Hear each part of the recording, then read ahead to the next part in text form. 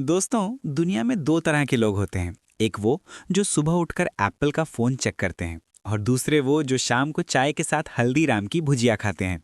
आज हल्दीराम का रेवेन्यू 9,000 करोड़ से ज्यादा है।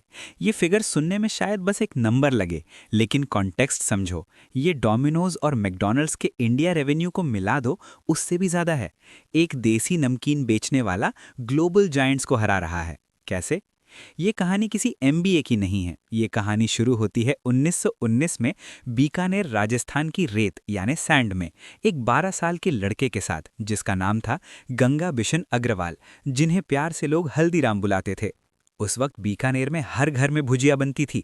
सबका टेस्ट सेम था, सबका टेक्सचर सेम था, मोटा, सख्त और बेसन का बना हुआ। लेकिन इस 12 साल के लड़के ने कहा, मैं जो भुजिया बनाऊंगा वो दुनिया बदल देगी। आज हम डिकोड करेंगे दी हल्दीराम एल्गोरिदम। कैसे उन्होंने कमोडिटी भुजिया को ब्रांड बनाया, कैसे उन्होंने टेस्ट को स्टैंडर्डाइज किया कि आज भी वही टेस्ट है जो 100 साल पहले था। कैसे एक परिवार टूटा लेकिन बिजनेस 4 गुना बड़ा हो गया। अगर आपका कोई छोटा बिजनेस है, कोई दुकान है, कोई रेस्टोरेंट है और आप सोचते हो कि मैं बड़ा ब्रांड कैसे बनूं, तो ये वीडियो आपके लिए गीता और बाइबल है। ग्रैब योर चाय एंड नमकीन, let's dive in. Part 1, the invention. Bikaner 1919। Ganga Bishan Haldiram अपने दादाजी की दुकान पर बैठते थे। उनके दादाजी का नाम था भीखाराम। भीखाराम जी की दुकान थी भुजिया की। लेकिन उस वक्त भुजिया कैसी होती थी? एक, मोटी, थिक, खाने में थोड़ी हार्ड होती थी। दो, बेसन, चिकपी फ्लावर, सिर्फ बेसन से बनती थी। तीन, टेस्ट थोड़ा जेनेरिक होता था। गंगा बिशन सिर्फ 11-12 साल के थे, लेकिन उनका प्रोडक्ट सेंस कमाल का था। उन्हें लगा ये भुजिया मज़ेदार नहीं है, इसे लोग मजबूरी में खाते हैं, शौक से नहीं। उन्होंने किचन में एक्सपेरिमेंट करना शुरू किया, अपने दादाजी से चुपकर। उन्होंने 3 बड़े चेंजेस किए। ये ध्यान से सुनना, ये बिजनेस लेसन है। Change 1, the ingredient pivot. उन्होंने बेसन की जगह मोठ की दाल यानी मोथ बीन यूज करना शुरू किया। मोथ की दाल राजस्थान में कॉमन थी, लेकिन उसे हैंडल करना मुश्किल था। लेकिन इससे टेस्ट एकदम क्रिस्पी और नटी हो गया। Change 2, the thickness hack. उन्होंने भुजिया को बारीक कर दिया। पहले भुजिया मोटी सेव जैसी होती थी। गंगा बिशन ने छलनी को चेंज किया और एकदम पतली सेव बनाई। इसको खाना आसान था, ये मुंह में जाते ही घुल जाती थी, melts in mouth. Change 3, the marketing master class. जब प्रोडक्ट बन गया तो उन्होंने सोचा इसका नाम क्या रखें। उस वक्त बीकानेर के राजा थे, महाराजा डुंगर सिंह। वो बहुत पॉपुलर थे। गंगा बिशन ने अपनी भुजिया का नाम रखा डुंगर सेव। लोगों को लगा ये राजा की पसंदीदा सेव है। रातों रात डिमांड फट गई। लोग भीखाराम की दुकान पे आते और कहते, वो पतली वाली राजा वाली सेव देना। ये था प्रोडक्ट डिफरेंशिएशन। सब बेसन बेच रहे थे, गंगा बिशन एक्सपीरियंस बेच रहे थे। The psychology of crunch. दोस्तों, साइंस कहती है कि इंसान को क्रंची चीज़ें पसंद हैं। जब हम कुछ क्रंच करते हैं तो हमारे दिमाग में सिग्नल जाता है कि ये खाना फ्रेश है। सॉफ्ट चीज़ें अक्सर बासी होती हैं, क्रंची मतलब फ्रेश। गंगा बिशन ने अनजाने में फूड साइकोलॉजी क्रैक कर ली थी। उनकी बारीक सेव सबसे ज़्यादा क्रंची थी, इसलिए वो एडिक्टिव थी। लेज और डोरिटोज आज यही साइंस यूज़ करते हैं। Part 2, the wedding crashers expanding to Kolkata. अब बीकानेर में हल्दीराम हिट था, लेकिन गंगा बिशन के बेटे और पोते ग्रैंडसन्स बड़े हो रहे थे। घर छोटा पड़ रहा था, बिजनेस बढ़ाना था। 1950s में उनके परिवार का एक हिस्सा कोलकाता चला गया। क्यों? क्योंकि कोलकाता उस वक्त इंडिया का बिजनेस कैपिटल था। मारवाड़ीज वहाँ रहते थे। लेकिन कोलकाता में भुजिया कोई नहीं जानता था। वहाँ लोग रसोगुल्ला और संदेश खाते थे, मीठा। नमकीन का कल्चर नहीं था। हल्दीराम फैमिली ने वहां एक छोटी दुकान ली, लेकिन कस्टमर कैसे लाएं? यहां उन्होंने यूज किया idea number 2, the sampling strategy. उन्होंने देखा कि कोलकाता में मारवाड़ी शादियां बहुत ग्रैंड होती हैं। उन्होंने सोचा, अगर हम शादी में लोगों को फ्री में भुजिया खिलाएं तो क्या होगा?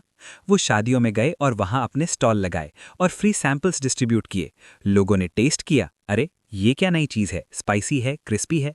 मीठा खाते खाते लोग बोर हो गए थे। नमकीन ने उनका टेस्ट पैलेट क्लेंस कर दिया। अगली सुबह वो लोग दुकान ढूंढते हुए आए कि वो शादी वाली सेव चाहिए। कोलकाता में हल्दीराम एक कल्ट बन गया।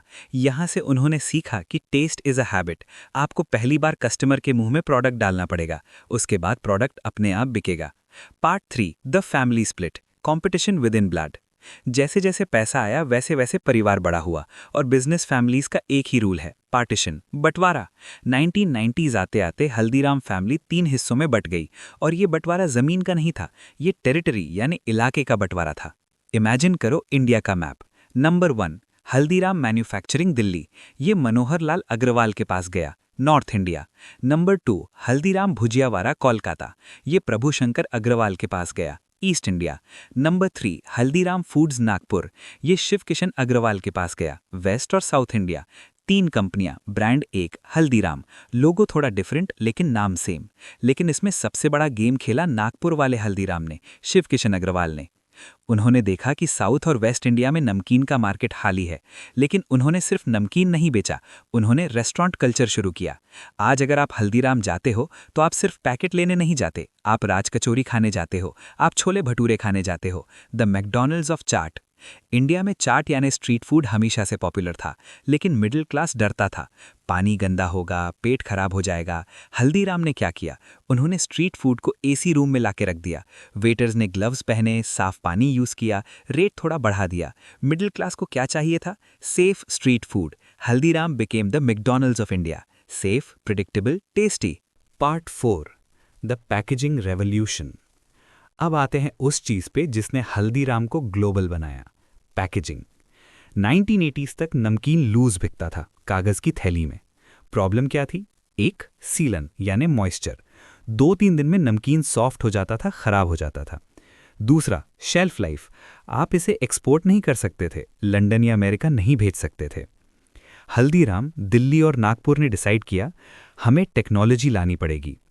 उन्होंने मशीनरी इंपोर्ट की, जिपलॉक और नाइट्रोजन फ्लशिंग वाली। जब आप लेस का पैकेट खोलते हो तो हवा निकलती है, वो नाइट्रोजन होती है। क्यों? क्योंकि ऑक्सीजन नमकीन को खराब करती है, नाइट्रोजन उसे फ्रेश रखती है। हल्दीराम ने इंडिया में पहली बार नमकीन में ये टेक्नोलॉजी यूज की। इसका रिजल्ट, नमकीन की शेल्फ लाइफ 1 वीक से बढ़कर 6 मंथ्स हो गई। इसका मतलब समझ रहे हो, अब हल्दीराम का पैकेट बीकानेर में बनकर न्यूयॉर्क के ग्रोसरी स्टोर में बिक सकता था। अब हल्दीराम का पैकेट ट्रेन में, फ्लाइट में, होटल में कहीं भी जा सकता था। ये स्केल का सीक्रेट था। अगर पैकेजिंग चेंज नहीं होती तो हल्दीराम आज भी सिर्फ एक हलवाई होता। Lesson number 3, adapt technology to tradition. Product पुराना था, भुजिया, लेकिन पैकेजिंग स्पेस एज थी। Part 5, taking on the MNCs, the Pepsi challenge. 1990s में इंडिया खुला, लिबरलाइजेशन। पेप्सिको इंडिया आया, साथ में लेज, चीटोस, कुरकुरे लाया। उनके पास बिलियंस ऑफ डॉलर्स थे मार्केटिंग के लिए। उनके पास सैफ अली खान, जूही चावला जैसे स्टार्स थे एड्स में। सब ने सोचा कि अब ये देसी ब्रांड हल्दीराम खत्म हो जाएगा। लेकिन हल्दीराम ने क्या किया? क्या उन्होंने शाहरुख खान को हायर किया? नहीं। क्या उन्होंने टीवी पे हैवी एड्स चलाए? नहीं। उन्होंने फोकस किया वैरायटी और वैल्यू पे। लेस का पैकेट 10 रुपए में आता था, उसमें 40% हवा होती थी और 10-12 चिप्स होते थे। हल्दीराम का 10 रुपए का आलू भुजिया का पैकेट ठोस होता था, पूरा भरा हुआ। इंडियन मेंटालिटी समझ रहे हो? पैसा वसूल। एक स्टूडेंट या एक मजदूर के लिए लेस पेट नहीं भरता, भुजिया पेट भरती है। और वैरायटी, लेस के पास 4 फ्लेवर्स थे, सॉल्ट, क्रीम अनियन, मैजिक मसाला और टमेटो। हल्दीराम के पास 400 वैरायटीज थीं, मूंग दाल, चनाचोर गरम, खट्टा मीठा, नवरत्न मिक्स, समोसा, मथरी। उन्होंने एमएनसीज को डेप्थ से हराया। आज पेप्सिको का सीईओ भी मानता है कि इंडिया में नमकीन मार्केट क्रैक करना मुश्किल है क्योंकि हल्दीराम बैठा है। Part 6, the legacy and future. आज हल्दीराम एक चौराहे पे खड़ा है। सुनते हैं कि टाटा या ब्लैकस्टोन जैसे फॉरेन इन्वेस्टर्स इसे खरीदना चाहते हैं। Valuation $8 to 10 billion. Ganga Bishan Agarwal ने बीकानेर की रेत में जो पौधा लगाया था, आज वो सोने का पेड़ बन गया है। उनके परिवार में लड़ाइयाँ हुई, कोर्ट केसेस हुए, जेल भी गए कुछ लोग, लेकिन कस्टमर को कभी फर्क नहीं पड़ा। क्यों? क्योंकि पैकेट के अंदर का टेस्ट कभी नहीं बदला। उनका सीक्रेट सॉस वही है जो 1919 में था, प्रोडक्ट इज किंग। तो दोस्तों, इस 1 घंटे की क्रंची जर्नी से हमें क्या सीखने को मिलता है?